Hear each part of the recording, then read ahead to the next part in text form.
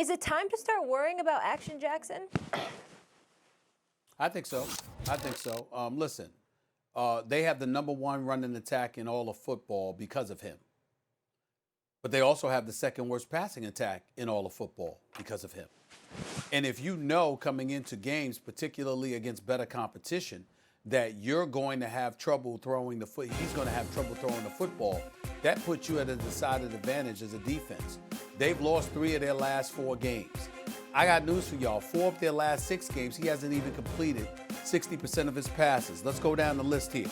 He completed 51% of his passes against Cincinnati, 59% against Philadelphia, 46% of his passes against Pittsburgh, okay? And 58% of his passes against Tennessee yesterday.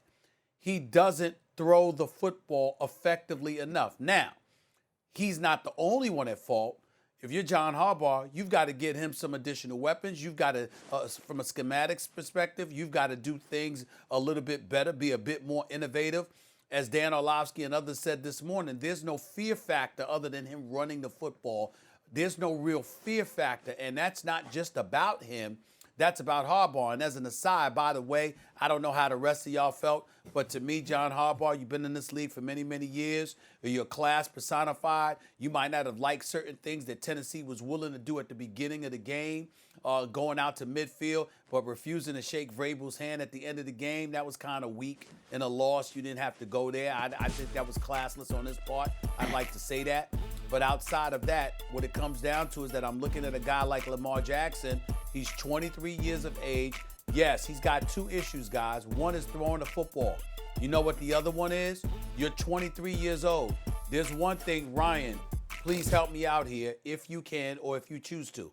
There is one thing for folks to look at you and revere you and praise you over your electrifying talent. But at 23 years of age, even though he might be too young to expect this, when you're the quarterback, you've got to have some leadership ability, meaning being able to galvanize the troops around you. Obviously, I'm not holding it against him, but so much because he's only 23. But I need that from my quarterback.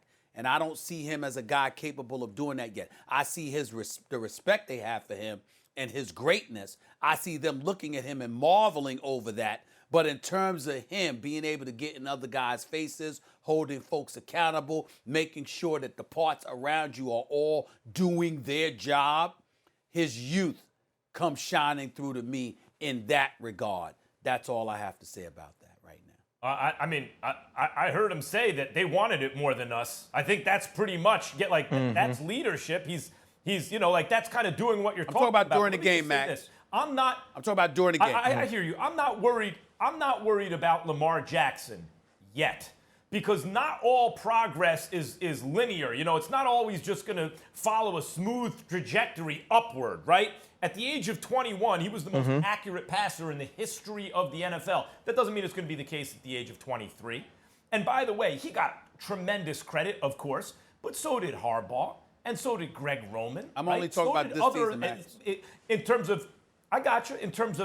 But it's in the context of his career. In terms of the offensive schemes they used and everything. But what do I always say about Sean McVay and the Rams, right? If you do these incredible things and you're innovating, it's a parlor trick if you can't make adjustments, because believe me, the league, the world is going to adjust to you. The world has adjusted to the Ravens offense, right? They're not going to give them anything in the middle of the field. They're going to try and stop the outside runs. They're going to make them, hit on the vertical passing game outside the numbers. They're going to make him do those things. And he's going to have to show the ability not to pull it off, but to do it consistently, which he hasn't yet done.